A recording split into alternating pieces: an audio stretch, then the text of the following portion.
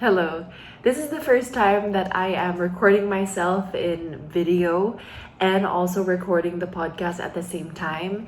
And you can notice that I'm just at home in my bedroom and I'm using my watch to record this, and I have a script. So I will be reading through the script, but also looking up at you while I am reading it. And this is basically my podcast setup, and I hope you enjoy today's episode.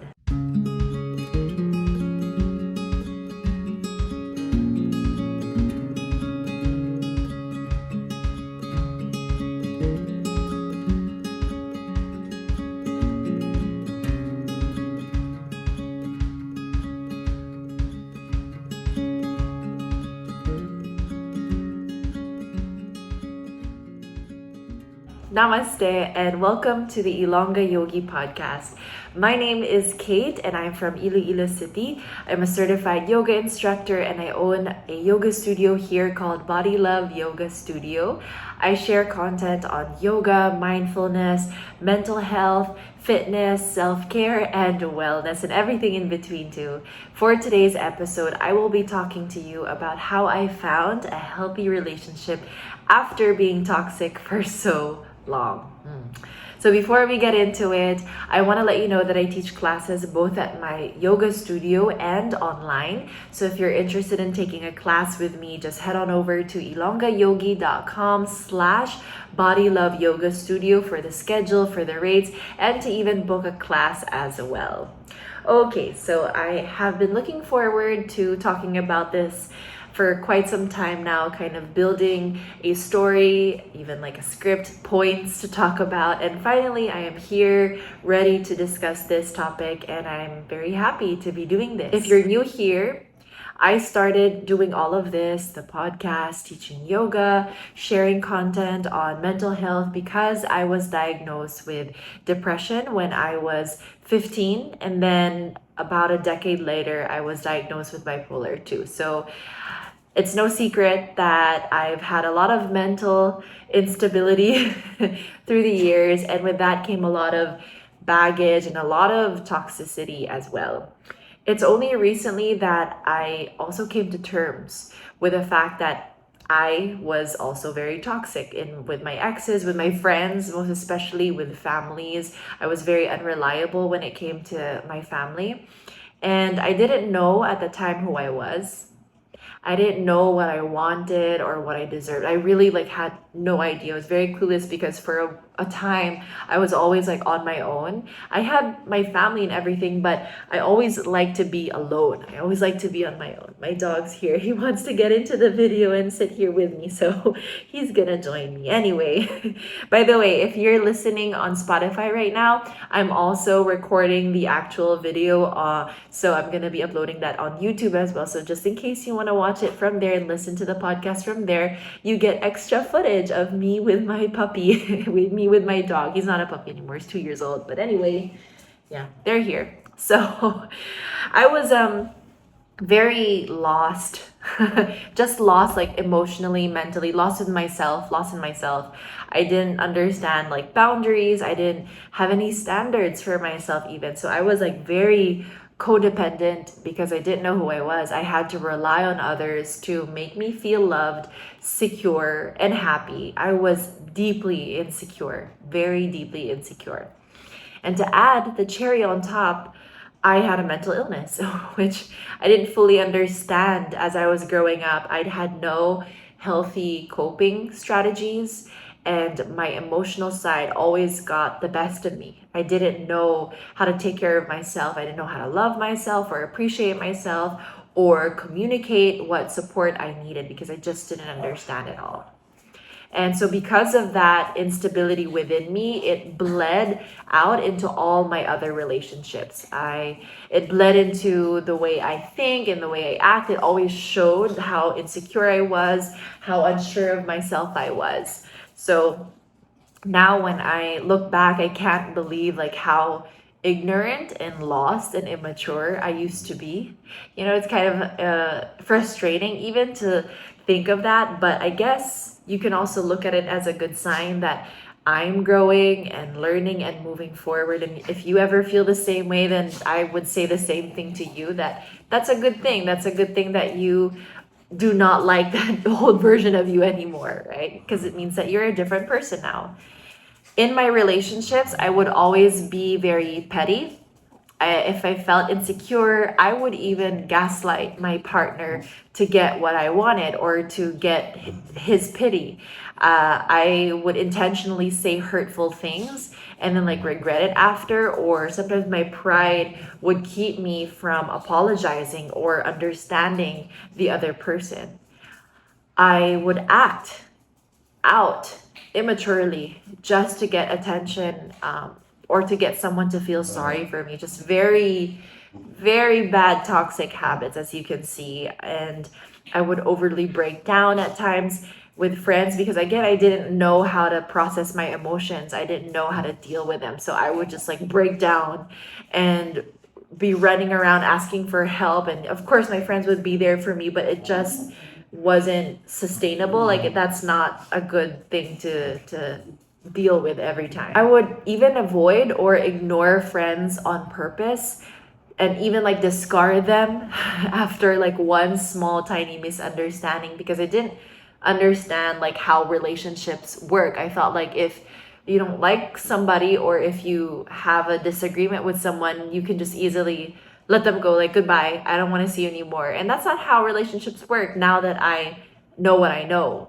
But that's how I used to be. I used to push away people. I used to push away partners and friends, especially if I was feeling emotionally overwhelmed or stressed. So even if it had nothing to do with that person, I would push them away because that's how I was acting out. Like, that's how I coped with what I was dealing with, was to create even more problems for myself, apparently.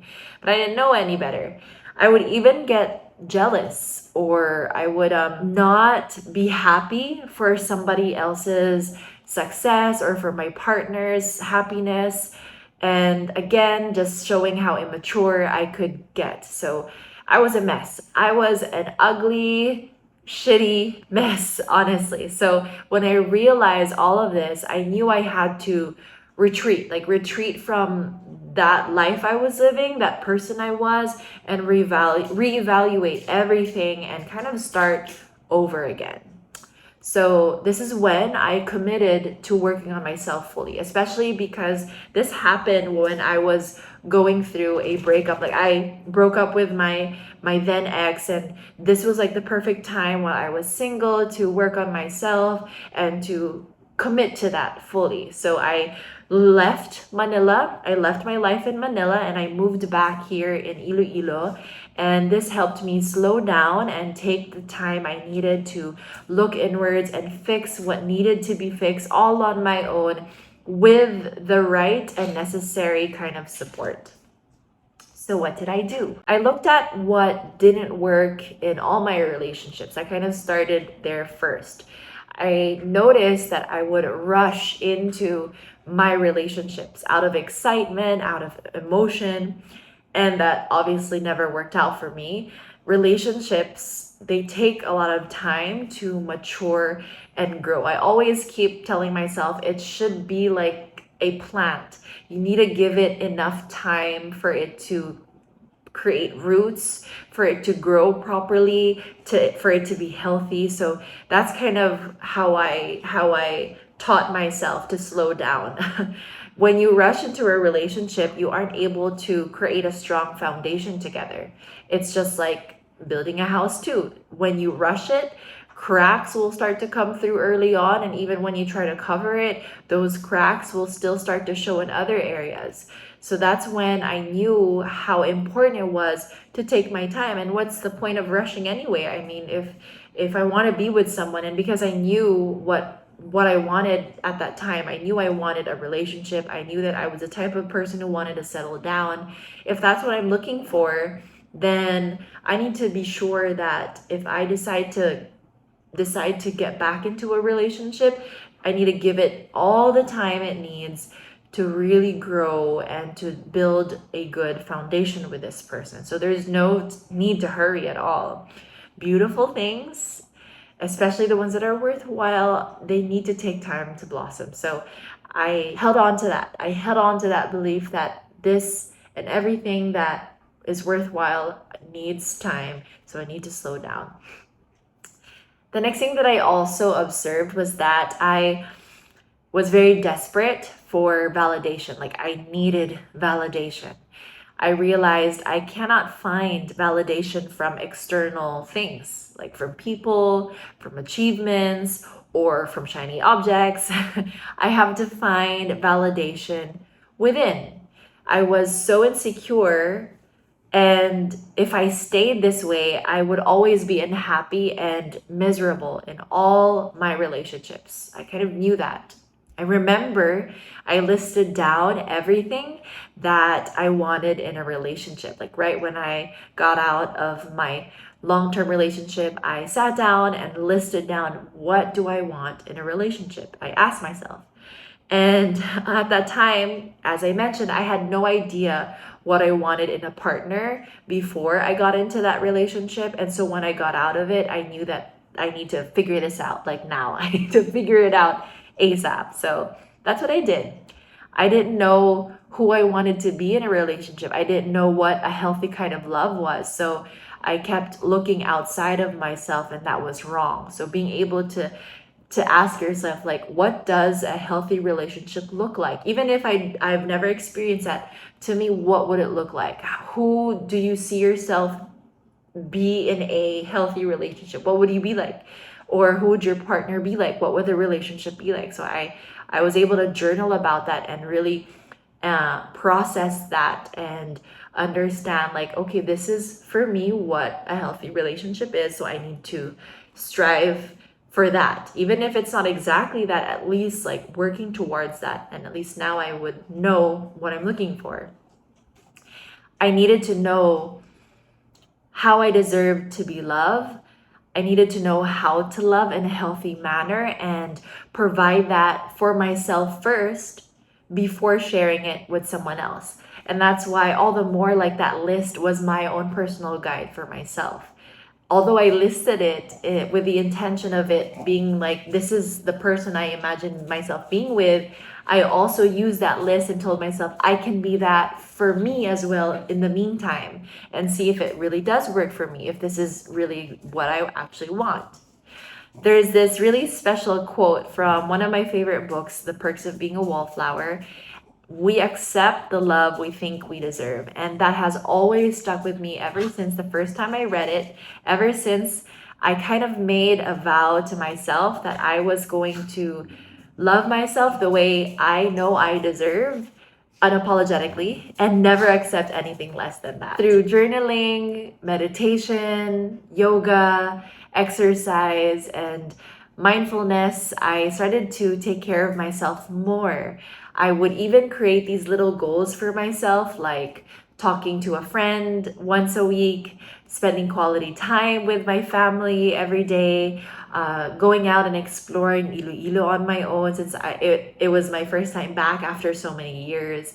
And I really just wanted to enjoy my own company and feel happy wherever I was, whoever I was at the time. And on days when I was feeling depressed, I also learned how to take care of myself in that way, how to soothe myself, how to cope with whatever I was going through. So I was able to do all of that on my own in hopes that I can learn how to again heal myself and fix whatever was damaged inside of me, damaged emotionally and mentally. And lastly, I started honoring my boundaries. This was something that I worked on even until recently. Like, if you have listened to a previous episode, if you've seen like my videos on YouTube, I talk about how setting boundaries have been a huge game changer for me recently. And I learned that through therapy as well, through a coaching session as well. So anyway, I was able to improve my relationships and even my mental health just through setting those boundaries and honoring those boundaries. back then, before I started dating again, I established boundaries to protect myself, but also to make sure that I do not give every part of me right away. Picture this. When I met my partner now, walls were up, of course. Walls are up because, I've just been through a lot, and I wanted to make sure that before I let anybody enter my life, I need to protect myself. And the more that we got to know each other, the more that we communicated with each other and built trust, that's when I would, like, for example, slowly carve out a window. And then as time went on, you slowly carve out a door. Maybe you create a space for like a gate so that you can still kind of like see each other, but you still have boundaries, and then maybe through time it was a pathway now that my partner can now come in and go whenever they like, and same with me, I can come and go anytime I want. But take note that I don't like completely remove those boundaries, because to me it's important that they remain there. It's not because I'm protecting myself anymore because I'm afraid. It's more because I love myself that much. Like, no matter what happens, this is still me. This is my home. This is my body. This is my life. This is my world. And even if I have a partner, I can still share that world with him. And same with my friends and my family, but I just want to have the power to choose what I share and when I share it. And it doesn't mean that I'm being dishonest or anything. It's not like I'm here trying to lie or keep anything, because if anything, it's more like I'm sharing everything with my partner. I'm telling him everything and being honest with him and sharing what's going on. But it's more like, I'm sharing this with you, but I know how to take care of myself if I need to. I know what I need if I need anything. And I also expect the same thing from him, because we're not here to completely bring our worlds together. We still want to hold who we are and our identities separate from each other, and then be able to share that with each other too. So that's kind of how I built those boundaries and how I honor those boundaries as well. It's more of still being able to honor our individual lives. The same goes with my family, especially my family. Recently, I've definitely learned that. I've learned to respect my boundaries and my mom's boundaries, especially creating boundaries so that I know where I start and where to end. I know what I can share. I know what I must reserve for myself, especially if it doesn't do the other person any good. That has changed my relationships a lot in a good way for the past few months already. And so now I know when I can give freely and what I must keep for myself, and I no longer feel too dependent, nor do my relationships feel too blurred or messy either. Let's take a quick break from this episode to talk about my juice brand, Daily Greens. If you're in Iloilo City and looking for a healthy juice that doesn't have any added sugar, no preservatives, and is packed with a variety of vegetables and fruits, then you should try Daily Greens. With 2 flavors, Healthy Greens, which is mostly green leafy vegetables, and Carrots and Veg, which is 50% carrots and other vegetables and fruits. This is unlike any other juice sold on the market. Most juices are packed with more fruits to help it taste better, but completely miss the point of being a nutritious and healthy drink. Remember, fruits are still filled with sugar and must be enjoyed in controlled portions. Daily Greens makes sure that you get the most out of a bottle, packing it with more vegetables than fruits and making it fresh daily, not to mention affordable for everyone. You can enjoy a bottle or 2 every day, which is perfect if your goal is to maintain healthy yet easy habits in the long run. Because we want to ensure the best quality, I encourage you to pre-order at least a day before, and you can either pick it up at my yoga studio, Body Love Yoga Studio in Mandurriao, or have it delivered straight to you via Maxim. This is your sign to start building healthier habits in the most convenient way now. With Daily Greens, we took our time in getting to know each other and eventually meeting in the middle. After all those years of being the toxic one, but also being in relationships that were toxic, I finally landed a good one. And I honestly would like to chalk it all up to all the effort that I did in taking care of myself and healing myself, especially when I was single, or, when I wasn't dating yet. So here's what we do to keep it healthy. Number one is we openly communicate every step of the way, even when we were just dating. We always asked each other if we were heading towards the same direction or not. And if we weren't, we were honest with each other on what our boundaries were. And even now in our relationship, every week we do these little check-ins. We're lucky because we both enjoy communicating with each other. Like, it's easy for us to talk, to communicate to each other. That's one of our strengths. And so that's probably why it works for us to constantly open up and talk about these things. So usually by the end of the week, during the weekend, when we go on our little date, we ask each other a few questions, like, when did we feel most loved in the week? And then when did we feel ignored during the week? We also ask each other, what can we work on together as a couple, or how can we support each other for this coming week, especially if we know that one of us is very busy. Then we make sure to ask each other, how can I support you? We also ask each other what we're grateful for. We also talk about what we appreciate about each other and what we can work on. Again, this is a partnership, and feedback is very important in any relationship, because in order for us to keep this strong and healthy, which is what we both want, we know that we need to be willing to learn and grow so that this love continues on and it keeps burning. We also talk about where we see each other, like in the next year or so. That's very important, just so that we are still aligned with what we want. That way I have a sense of whether we're on the same page or not, because we know that we're both young. I'm 30 at this time that I'm recording this, and he's turning 28 in like a few weeks. So we know that we will go through a lot, and that this relationship, any relationship, it needs a lot of time and effort. You really need to take care of it. And so we know that we'll see each other through a lot of good times and a lot of bad times. We know that we will change a lot through the years. So it's important for us to constantly communicate what we are feeling and thinking, and to do it in a respectful manner, no matter what the state of our mind is. Again, we know that we're going to go through different phases in our lives. And so in order for us to stay on track with each other, it's very important for us to give each other feedback, to communicate, to talk about these things, and to do these like little check-ins. The next thing is that we give each other enough space. Again, learning from my past, I used to be very clingy and attached and dependent. So now in this relationship, we've learned to honor each other's boundaries, and I support my partner in having his own life and his own friends, while he supports me in my own life and in my own friends with my friends. And it's very refreshing when you have your own little world separate from your relationship.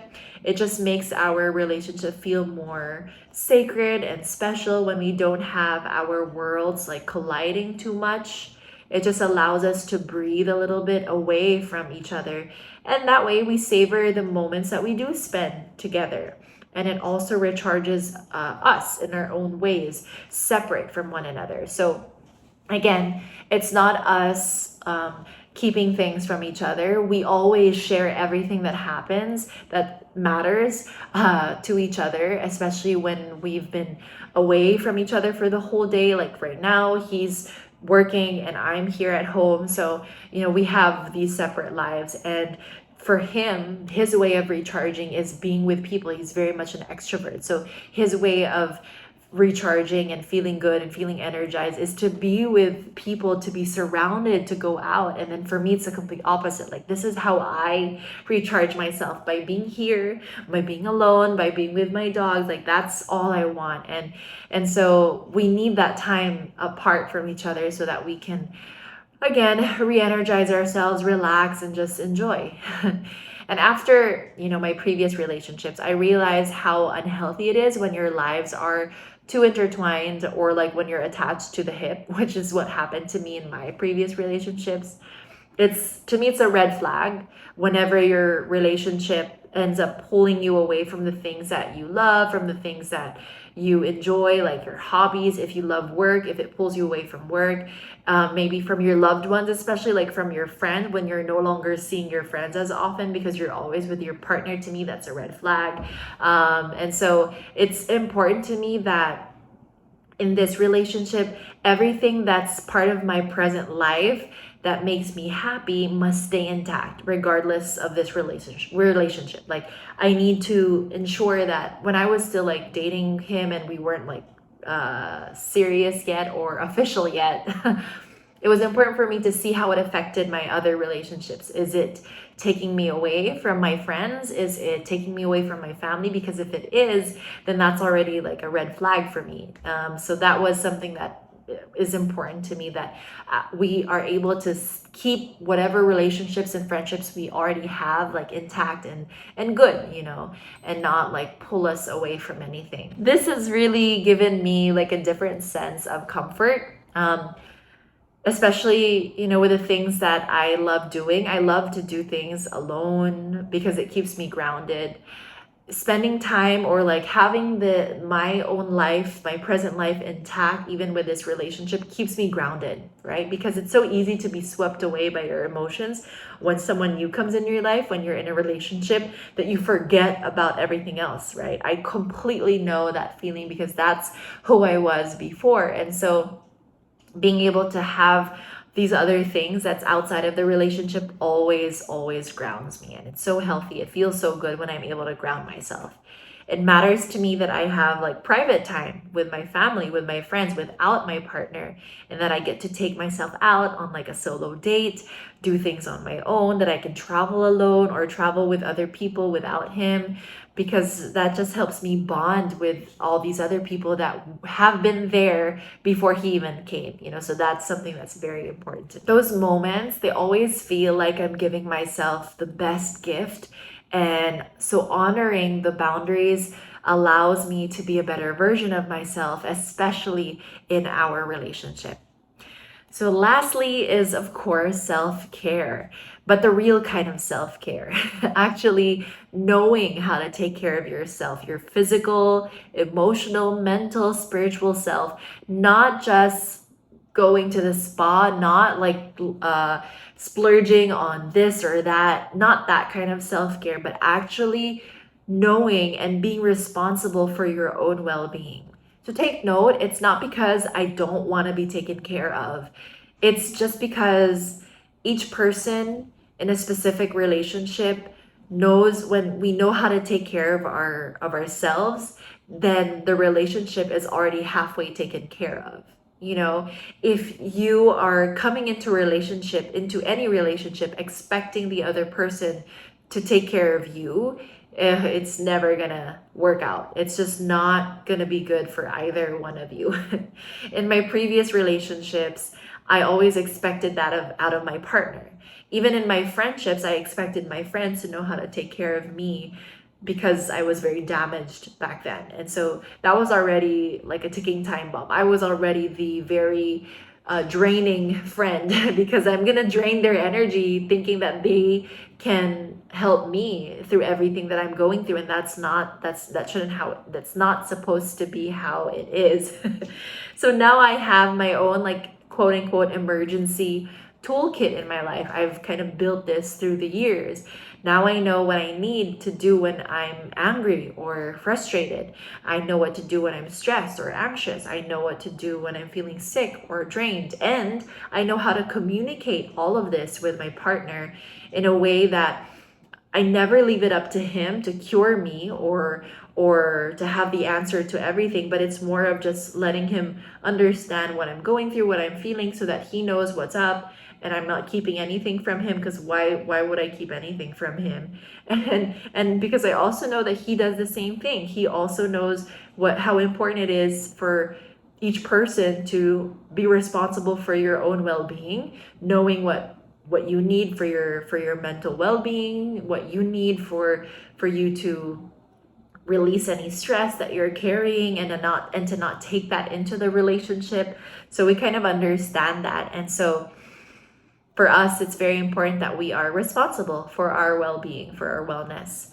When we work on ourselves, we unknowingly end up working on improving the relationship too. Always remember that we are the reflection of our relationship, and our relationship is a reflection of who we are too. It kind of goes vice versa as well. So when we prioritize our overall well-being, all the effort, the time that we put into ourselves also reflects in the relationship, and in turn can even inspire and encourage your partner to be better as well.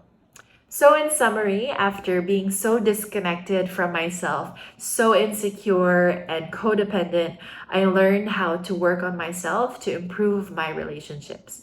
I committed to working on myself by looking at what wasn't working anymore in all my relationships. I used to rush into relationships without giving it enough time to deepen and grow.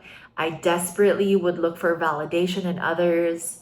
I didn't know how to take care of myself, and I had no boundaries whatsoever. And so through this journey of becoming more aware, becoming more mindful, I learned to communicate at the right time and as respectfully as I can.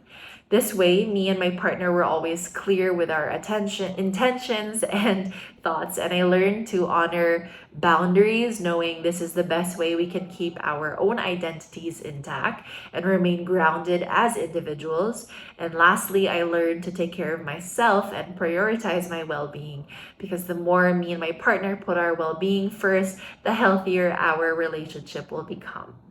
So thank you so much for listening and watching this episode of the Ilongga Yogi podcast.